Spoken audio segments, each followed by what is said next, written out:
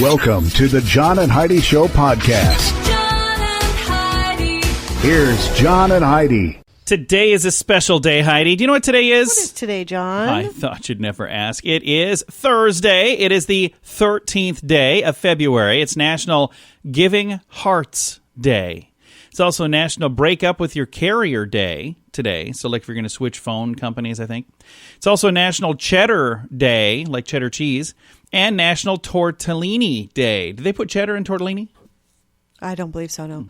Shouldn't tomorrow be Giving Hearts Day? Well, you would think so, but today's the day you give your heart to somebody. So tomorrow you can celebrate Valentine's Day. Okay. Which, coincidentally, is what our Dear John letter is about today as well. It's about Valentine's Day and somebody who accidentally made a date on Valentine's Day.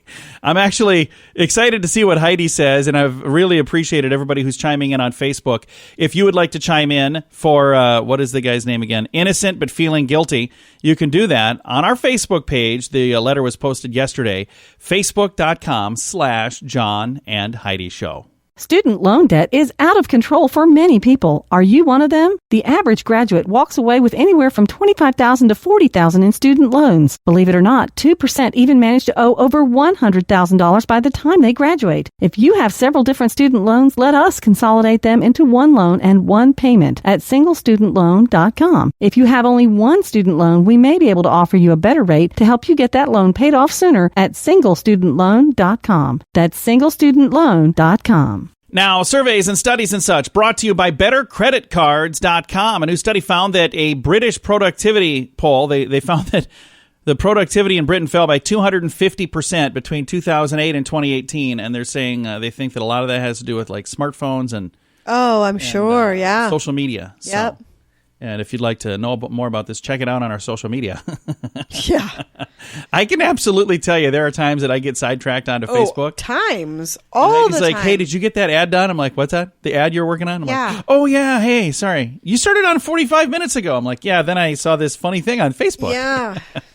If you'd like to see the story, it's in the show notes for today at johnandheidishow.com. When was the last time you got a new credit card? If you have a card that's been in your purse or wallet for a long time, you should check and see if you're getting the best rates. You may find a better credit card that will give you the points you want or cashback options you don't get right now. At BetterCreditCards.com, you see all the major credit card companies and their best offers. Let them compete to earn your business. And if the one you have right now is better, keep it. Find a card that's a better fit for you at BetterCreditCards.com. That's BetterCreditCards.com. This is Your Brain on Drugs, brought to you by TimeForRehab.com. A man was arrested on suspicion of driving while intoxicated in Anaheim, California, after he struck a sign and then just kept on driving with the sign poking out of the car. Oh, geez. The car was hanging off. It says the car struck a sign on a freeway ramp and just kept driving with its new hood ornament.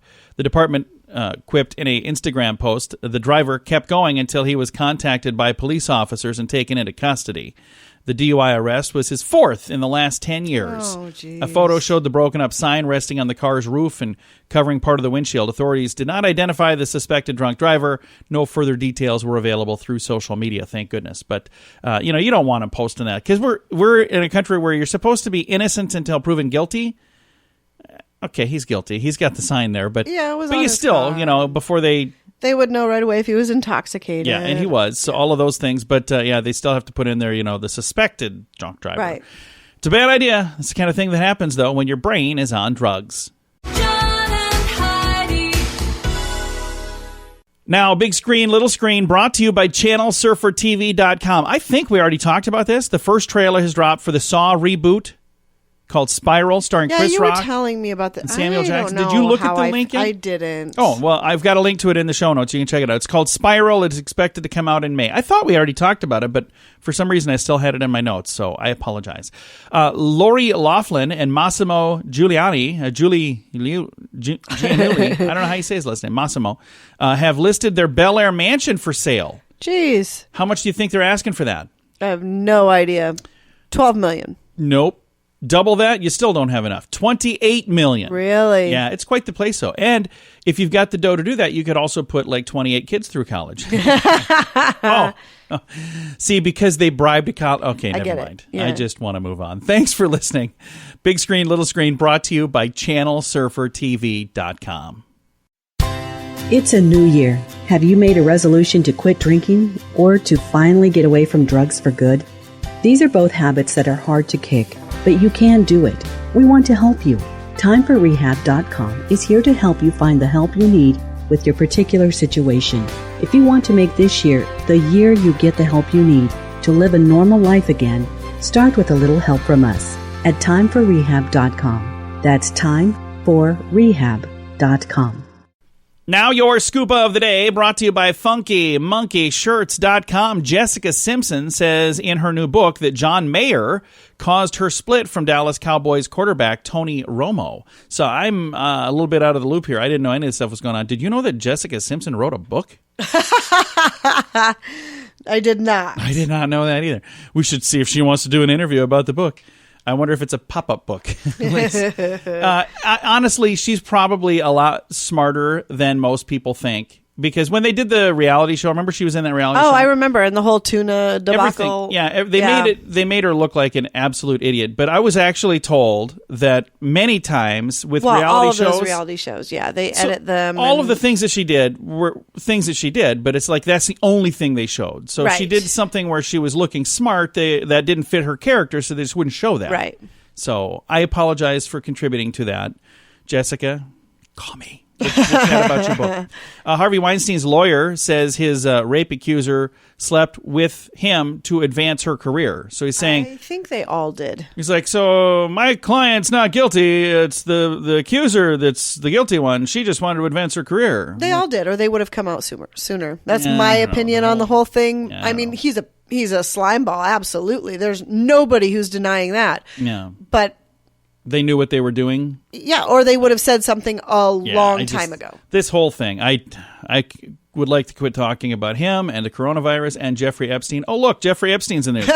Illegal filing in the Virgin Islands reveals that Jeffrey Epstein's estate is worth $634 million, Jeepers. which is $57 million more than the original estimates. They're like, oh, this guy had way more than we even thought that he had. Wow. Well, he had a lot of other stuff that you don't know about, too. That's how he ended up dead. So I'm pretty sure. And some are still thinking that it was suicide. But did they officially rule that it was not a suicide now? Or did I just read that on the internet? It wasn't true. The autopsy findings found that it was not a suicide. Okay. See, I don't know. I knew Heidi would know because she's posted about this several times. And it's usually something completely different. Then you get to the bottom of the post and it's like, and Jeffrey Epstein did not commit suicide. And I'm like, dang it, Heidi.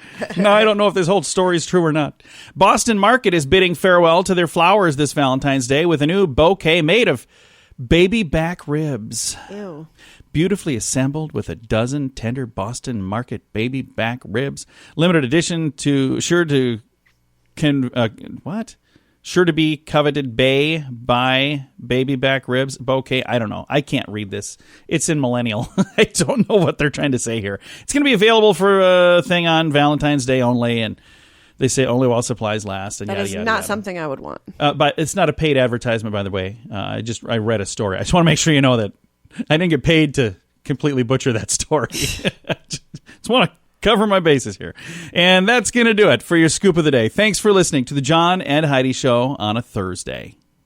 Student loan debt is out of control for many people. Are you one of them? The average graduate walks away with anywhere from $25,000 to $40,000 in student loans. Believe it or not, 2% even manage to owe over $100,000 by the time they graduate. If you have several different student loans, let us consolidate them into one loan and one payment at singlestudentloan.com. If you have only one student loan, we may be able to offer you a better rate to help you get that loan paid off sooner at singlestudentloan.com. That's singlestudentloan.com. It's time now for Dear John Letters. First of all, I want to say thank you to people who are submitting Dear John Letters because I think this is really cool that you would trust me, and Heidi, I suppose, too. But you would trust us to give you advice. Now, we got to get this one right, Heidi, because this could be a deal breaker for somebody. Okay. It's a big deal. And folks, if you have a little heart in your chest and you want to help somebody out, you can go to facebook.com/John and Heidi Show and chime in with your advice. But here we go.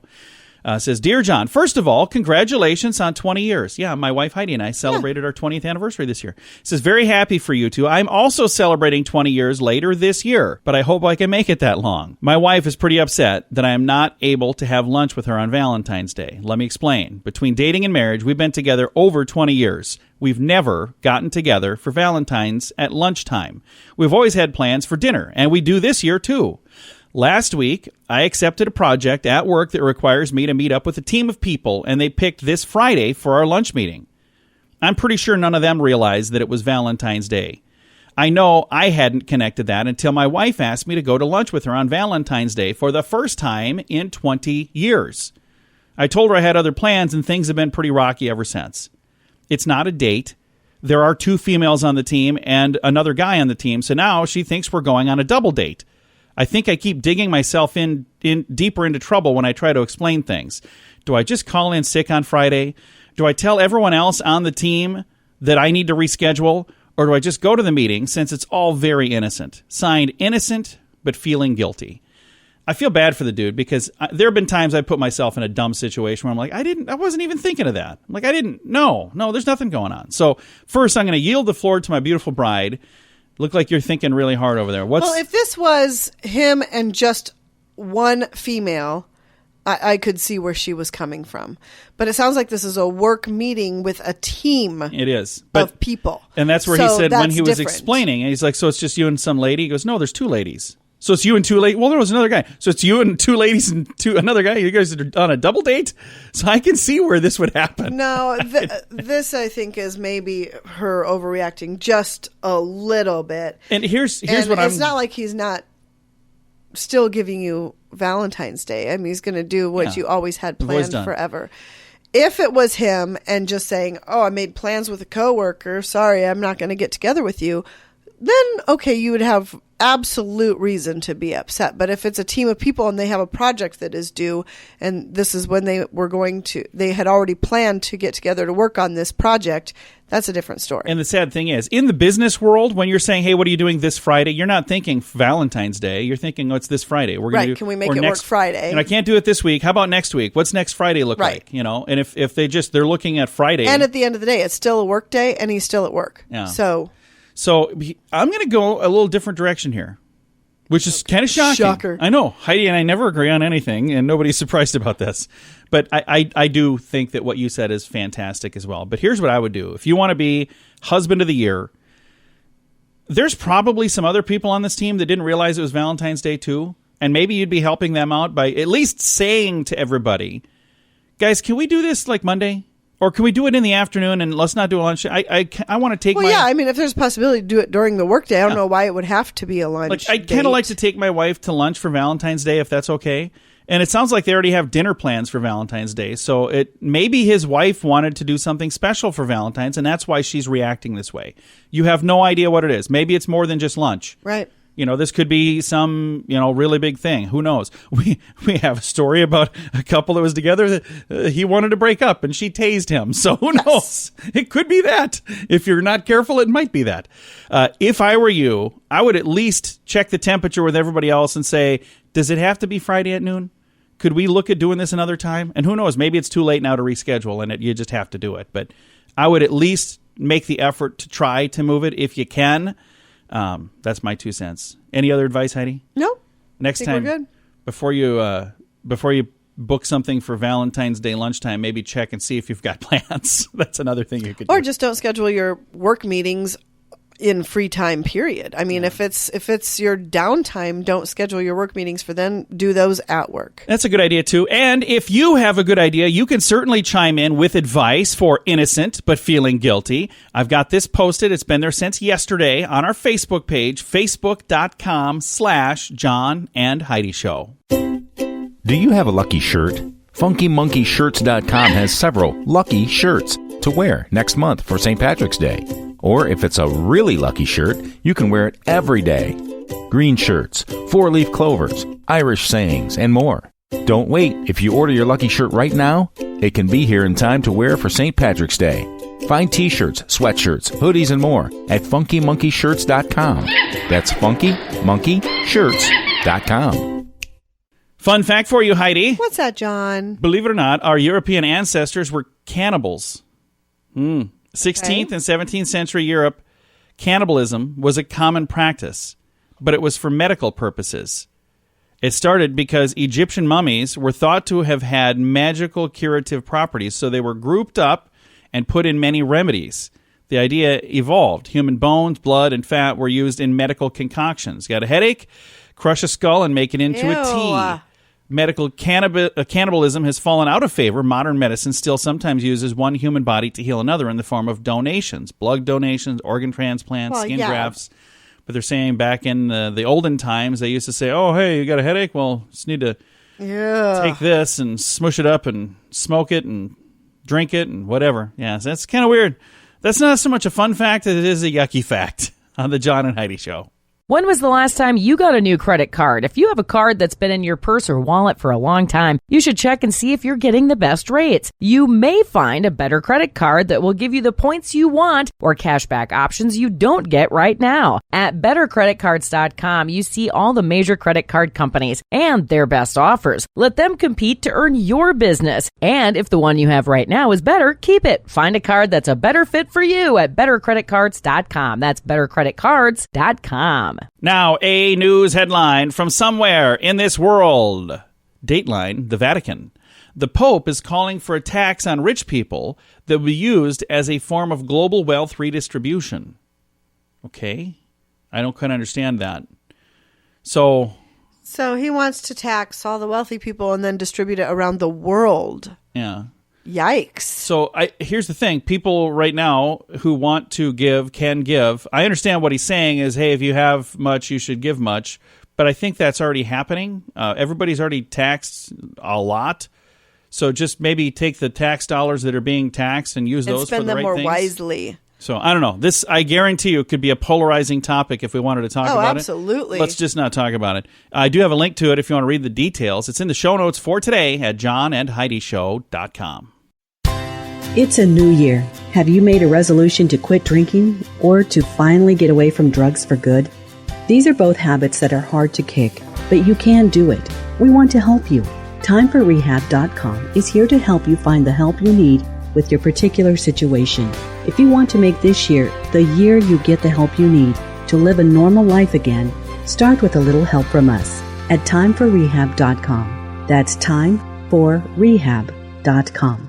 Now, some weird news brought to you by WeirdGiftOfTheDay.com. Pamela Carr's husband delivered something that was quite stunning. Some stunning news Sunday morning. They've been together for 9 years, and he said, I want a separation. Okay. And 68-year-old Carr's response was equally shocking. She pulled out a taser and zapped the 73-year-old.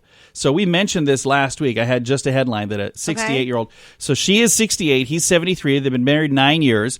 They argued over the separation. That's when she pulled out a taser, and it says, and drive stunned him several times. What does that mean? I have no idea. I don't know what drive stunning means. I wonder if it's supposed to be dry stunned. I have no idea. Either way, according to criminal complaint, she was charged with aggravated domestic battery, which is a felony. The court filing does not indicate whether the husband was injured as a result of the tasing in their Clearwater, Florida home. Oh, imagine that. Jeez. Carr was released from county jail Sunday night after posting a $1,000 bond. A judge ordered her to have no contact with the victim. She will be allowed one visit time in the presence of law enforcement to retrieve her belongings from their residence.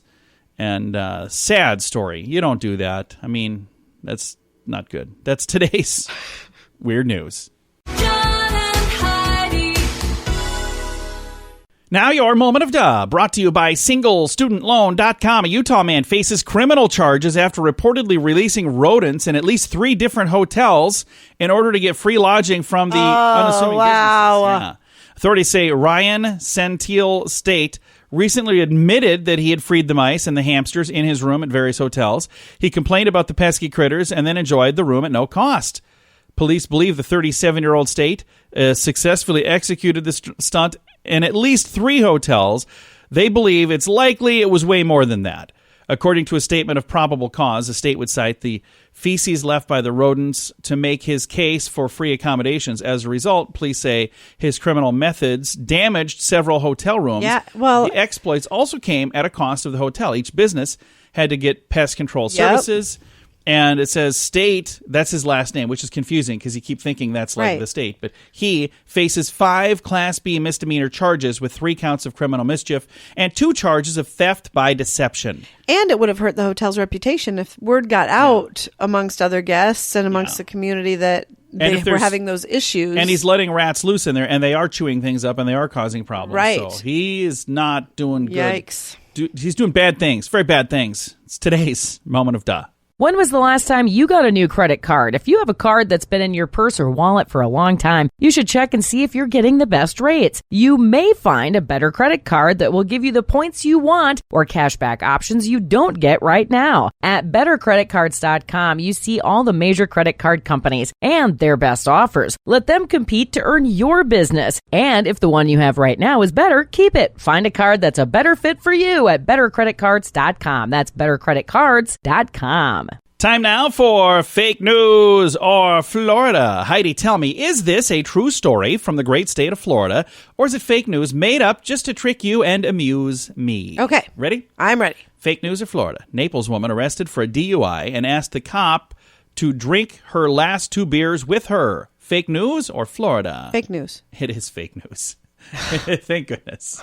What gave that away? I don't know. It just didn't seem She unbelievable would- she enough would- she to make wouldn't- this segment. You're thinking, nah, she would have never shared. She wouldn't have shared. I do remember somewhere where somebody got a DUI and then the guy was like chugging, like drinking the rest of the Drinking beer. it fast, yeah. Because they got up there, you need to put the beer down. He's like, I'm going to jail anyway. I'm finishing I'm gonna this. finish it. That's right. All right. Go to jail with a buzz. This has been Fake News or Florida. John and Heidi. This portion of the John and Heidi Show is brought to you by the John and Heidi Show. That sounds kind of funny, but it's true. Go to your local radio station and ask them to start carrying the John and Heidi Show. Here's the best part. They can carry the show for free. They play a couple commercials, but it doesn't cost them anything every month. So if you know a radio station that could use a little bit of help, send them our way. Send them to johnandheidishow.com. Again, johnandheidishow.com. We would love to do a radio program in your community. Then you could listen to the podcast and listen to us on the radio. John and Heidi.